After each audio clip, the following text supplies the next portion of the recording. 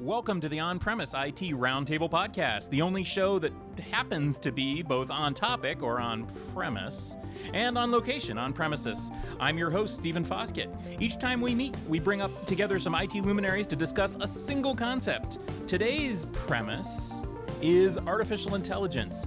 We are hearing so much about AI and ML and all this big blah blah from all these big enterprise companies.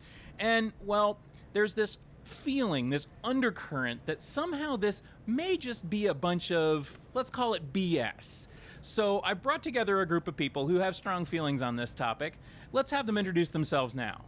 Hello, my name is Max Mortillaro. I'm an analyst at Tech Unplugged, and you can find me at Dark Avenger with 2 Ks. Because 2 Ks is better than 1. Exactly. Hi, I'm Andrea Mauro. You can find me on Twitter, Andrea_Mauro, or on the web on my blog on binfrastructure.it. And I'm Gina Rosenthal. You can find me at gminx on Twitter, and our podcast is Wide World of Tech. The Wide World of Tech. Do you have a sportscaster as your podcaster? We talk a lot about sports. Excellent. Okay. Actually. So we're going to talk about AI, though. And here's the thing. I think that people are just getting some AI fatigue. You know what I mean? It's like everybody's got to be AI this and AI that. I mean, isn't this just a bunch of nonsense? It is. And it is absolutely crazy to hear everybody talking about that. It's the buzzword. It's the cloud of today. Yeah, people were talking about cloud all over the place maybe 2, 3, 4 years ago, and everybody's talking about ML and AI, and nobody seems to really back that with anything they're actually doing. So that's why I have such strong feelings around that. Yeah, I think that is mostly a buzzword in some cases, and there is a lot of confusion about what is or what should be AI. And what can be machine learning? That is, I think, a different topic. For enterprises, maybe most of the focus can be on the machine learning for how improve data collection, data analysis, and so on. But in most cases, we are just talking about the idea and not how we can use this idea. So the way I think about it is AI is the hottest new buzzword that's been around since the 1940s. And artificial intelligence, when we think about things like the Turing test, which was written by Alan Turing in 1950s, was about can a computer think? And that's really what AI is. AI is getting machines to do things that humans would normally do, think and sing or identify or that kind of thing. So I believe that the enterprise can do AI. So do you think that Mark Zuckerberg passed the Turing test when he was here at the Senate? That's not very nice. Well, it's great that you bring up the Turing test, because I think that really cuts to the heart of this matter. Because the Turing test basically says, can a computer fool a person into thinking it's not a computer? And I think that what we've seen right now, I mean, you've got ML, for example, ML applications like image recognition and pattern recognition. And, look at how does your Tesla autopilot work, right? It fools us all into thinking that it's smart, but it's not. It's really not smart, and it's not thinking. Well, so think about, the way I think about it too is this is brand new to start thinking about doing this in the enterprise. And you talk about ML, no one's talked about DL at all. And deep learning really is just a subset of machine learning that happened because now all of a sudden we have these hardware accelerators, which are really graphics, and we figured out, oh wow, these can do complex math equations for us and give us an answer. So you can run things through, you can get things to think, and that we've only just scratched the surface of this. And we've only scratched the surface of enterprises being able to say, I've got all this data, what do I want the computers to do that I don't want to do anymore? What decisions do I want them to make? And I think it's having not having to think you have to have a supercomputer with the funding behind a supercomputer all bare metal to make it happen makes a big difference too. We've got these accelerators that can actually do the calculations in a reasonable amount of time, and you can virtualize all of it now too. So it's definitely possible for enterprises to do this.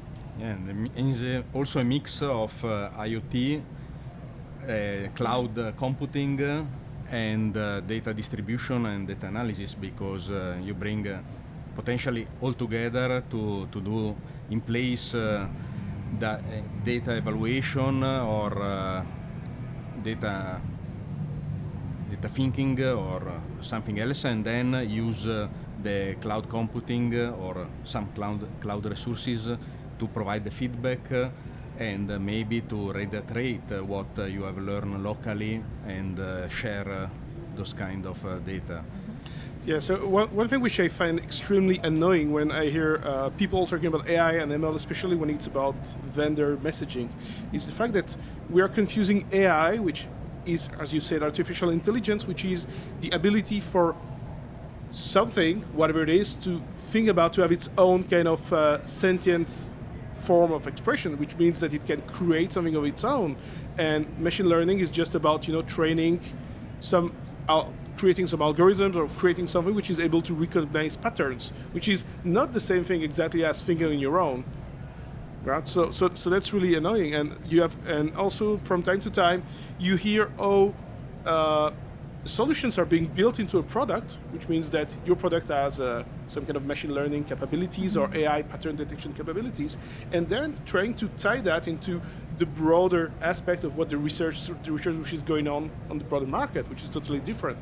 I totally agree with that, and this is something I'm working on. And when you go out to try to read in the market, it's either super, super, super academic, which is great, but it doesn't really tell the story of how would this work if I'm not doing this to go look at a supernova, right? Mm-hmm. And or it is companies, and what I found that aggravates me the most, and we're probably guilty of this too, is calling AI, which is just machine learning, which is just all the machines being able to talk to each other and running it through some regressions to figure out, hey, did this happen before? Should we do this or do that? Mm-hmm. Which is just machine learning. I almost think there's like this continuum of stuff. You've got big data that you can run lots of information on. You've got all of this new stuff with IoT, just like bringing all this data, lots and lots of new data. Then you've got machine learning, deep learning, which all runs on HPC systems, right? All of that together can lead to AI. You don't have to go all the way to AI. You can do some different things, but let's call things what they are and not get too carried away, right? Yeah, but maybe it's not so cool, because if you bring a name that is AI, seems everything, and if you just focus on the technology, that is more honest and maybe can be also more interesting for enterprise. It can be not so cool. For example, in security, the deep learning or machine learning can be really interesting to build a new generation of firewalls and protection system that can really help administrator to solve the problem, to found patterns and so on. But maybe just say, is AA, is intelligent, artificial intelligence is better. I don't know. Well, you look at a lot of these products. I mean, so specific products that say that they are AI are actually just looking for patterns and logs. True. Is that AI? No. Let's go to the lightning round. Okay. No. Is a network intrusion system that looks for predefined patterns in logs, is that AI? No. What if it looks... I'm not sure that's even machine learning. Yes. Neither. What if it has a machine learning library and uses ML to match logs? Is that AI? What I would see as AI would be if there is a pattern which emerges in the logs, something which the system has never known yet, and for whatever reason is able to correlate by taking bits from other parts of what has been collecting over the years and determine, or at least give a kind of probability that what we are seeing here in the logs is this kind of event. To me, that will be a kind of AI or ML, let's say, attribute. I think maybe if we could apply the Turing test to what people are calling AI, that would be to the determination if it's really AI or not. But I think you have... If you could say, okay, is this product done in a computer, or is there a person, an expert, working in the background? Okay, I'm with you on that one, Gina. But like what he says too, because it would be AI if you used machine learning and deep learning maybe to teach your environment about all the different threats and things and what they look like, and then you have all of this neural network that when something the computer's never seen before comes through, it runs through the networks and says, oh, this is something new, and here's what I'm going to do about it, and then goes and does it. That's what I would think AI. That's what you just said, right? Exactly. Kind of putting some tags or some classification. This is this kind of event 80% probability. This might be an intrusion, maybe 20% probability. Kind of giving a rating about what it can be, and then you can give your feedback, and you can help improve the algorithm or something like that. Right. This is the first step. The second is build a common memory of those or what the system has learned, and make possible to other system. So kind of sending telemetry data to exactly. a central. So kind of having a cloud service somehow which collects the data. Sure, because this is the powerful of. Yes. But I wonder, can anything actually do this? Could anything pass your Turing test? Maybe not now, but I think and this is what'll be interesting to apply it to the enterprise, because we have problems like this, which are very different than what research problems that they're looking for. So. Yeah, I think maybe. If we're able to teach a car how to drive and to make a decision if what to do if it's in a death situation, either way it goes, then why couldn't we teach? I think the security example is a great one. Why couldn't we teach systems to figure out what's what and to what's react on normal that? And what's abnormal? Yep. You could teach what's normal, what's abnormal. I'm trying not to talk about products, and you keep leading me down that road. Yeah. But so what's good, and concentrate on what's good, and then reject anything that's not good, but get to the point where the machine gets to decide on its own and make those decisions. But I still have the feeling that we are not yet talking about AI as something which is self-conscious for whatever reason. For me, AI is something which is self-conscious, which is an artificial intelligence, which is something which is at the very least, it might be different than the human intelligence, but it's intelligent, it's able to make decisions of its own. It might be self-aware or not, hello Skynet, but something like that. And what we're talking about right now in the enterprise area about these detection capabilities is mainly subsets of it, chunks of it, just machine learning somehow. Agree. But this is the first step because you have to learn like a child. Absolutely. He's not able to take a decision, but he's trying, make some errors, learning from that, or listen for the parents on what he has to do. All right, another lightning round question. Okay, how about a storage system that dynamically adjusts caching and tiering of data based on what it sees in and out of the system? AI? No, it's just. Oh, wait. disagreement. Okay. Go ahead. Okay. It depends how is done this decision, because if is working only on data, on statistical of data, how block are repeat or what is the frequency, is not machine learning or something else. If it's trying to take some data from the workload application, make analysis on how, for example, the query has done on a database system to anticipate the type of data that can be useful, maybe is a first step to do something different, but is like define the working set of the memory. Is something that is possible? Actually not. We can try to predefine something to preload some pages in memory, but it's not the same thing. Found a way to anticipate how a workload can work, or how an application can perform with some type of data? Maybe yes. Yeah, so when I said yes, I was kind of maybe going too fast, but it really depends. I wrote something about that maybe a couple of years ago, about that it might be the future of storage arrays, but to which extent it is artificial intelligence and no longer machine learning. Because if you're just talking about thresholds which were preset and the system is learning to adjust the thresholds, then is it AI? It might not be. It might be still machine learning. Is that machine learning even? Because that's maybe Bayesian, which is not. It might be, that's not even machine learning. Yeah, probably. Right? Well, Bayesian is not machine learning, but Bayesian could be AI. So that's the thing. AI does not necessarily mean ML. And historically speaking, the Bayesians were more ahead of things until we got all these stupid GPUs, and now everybody's doing ML and all this. I'm not convinced that that's ever going to be AI. Mm-hmm.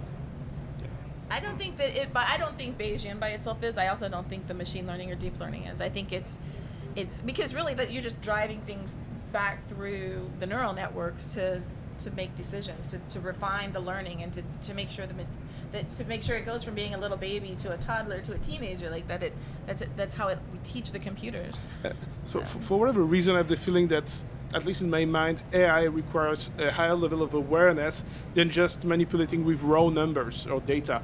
To me, an AI system is a system which is somehow able to understand what kind of workload is running there and is able to kind of establish its own, I don't know how to say that properly, maybe to have some kind of ability to evaluate whether this workload is more important or less important, and has to make prioritizations based on the criticality of the workload.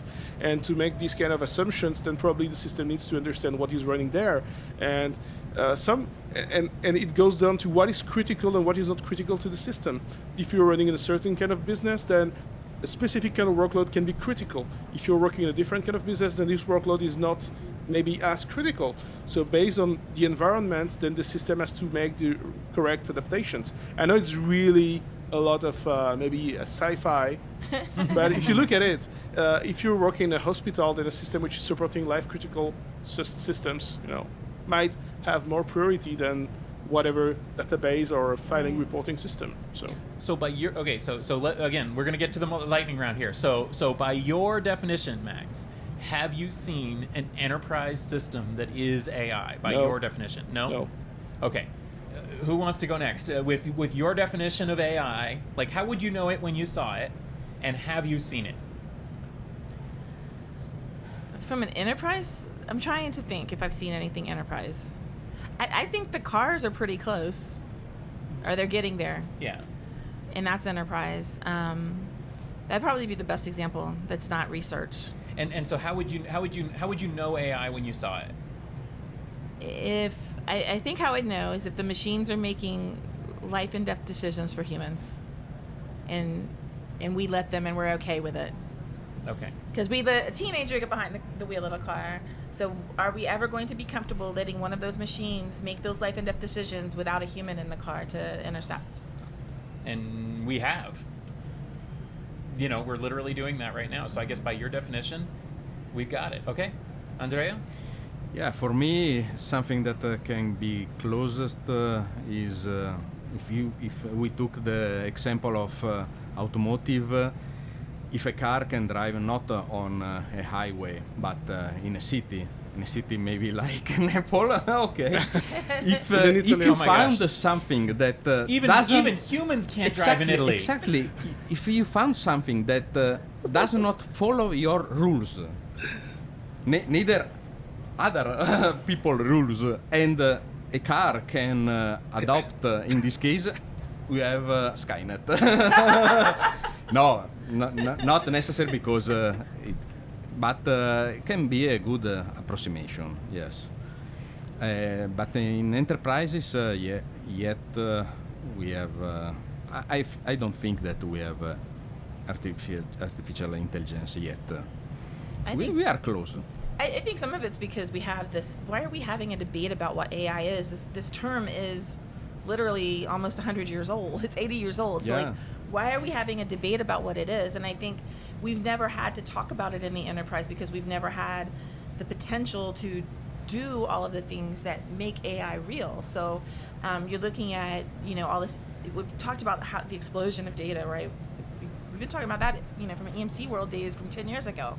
But it's true. We've got all this data. We can do something amazing with it, and it's the potential to do it without having to buy a supercomputer, which is new. Exactly. The paradigm is currently that you can do that out of off-the-shelf components, while maybe a couple of years ago, 5 years ago, you had to get a dedicated system to run that. Mm-hmm. And I kind of agree with your description of it. If it's able to make life and death decisions, if we entrust the system with decision making, then it is AI, kind of. I still hang on to my ingenious concept that is ingrained into the sci-fi readings of too many, let's say, teenager years, which is that the system is self-conscious, kind of. But if it might not be self-consciousness, but if you entrust something which is not human to make decisions, then you already kind of go a step towards that. Okay, one last comment on that. The thing is that we always tend to imagine that because we humans are made in a certain way, that AI is going to be a replica of what we are, and in fact it may exist as something totally different. A lot of things you read on LinkedIn or other social media sites talk about how AI is going to replace mid-management, or it's going to replace a lot of persons for certain jobs. And when I see that, I always tell myself, I don't know if I have to rejoice or if I have to shudder about that, because it can be the best thing, it can be the worst thing ever. Because if you're just going to say, we're going to replace mid-management, well, if you replace mid-management to do the same thing as mid-management is doing right now, then you're not going anywhere, And that's a bit sarcastic, but that's... I want to add something to that, because this is the part to me that is the most dangerous, right? So when you do AI, there is a lot of component of teaching the machines and the machine learning and the deep learning.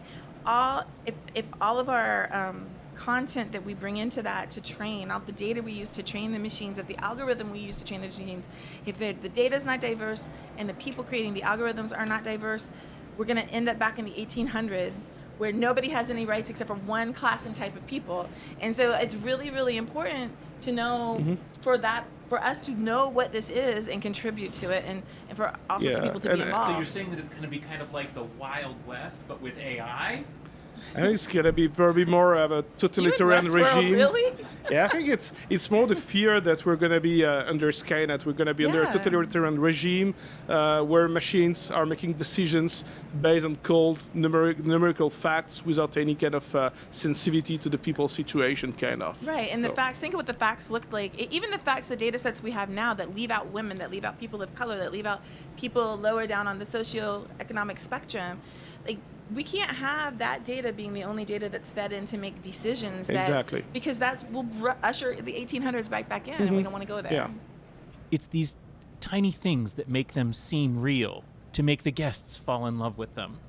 And I guess that's true about enterprise AI too, right? I mean, you've got simple systems with machine learning or, looking for patterns in logs or whatever. But if you can give it just that spark that makes somebody say, maybe this is something different. Maybe this is something special. Maybe this is more than just, examining logs. Then maybe it really is AI, And, some people only see the danger in this world, but I see the beauty. Okay, sorry, I'll stop with the Westworld stuff. Okay, thank you guys for listening to the On-Premise IT Roundtable podcast. If you enjoyed this, remember to subscribe, rate, and review the show in iTunes, since that really helps our visibility, and share the show with your friends. This podcast was brought to you by Gestalt IT, your home for IT coverage from across the enterprise, and from Delos Corporation of Westworld fame. For show notes and episodes, go to gestaltit.com/podcast.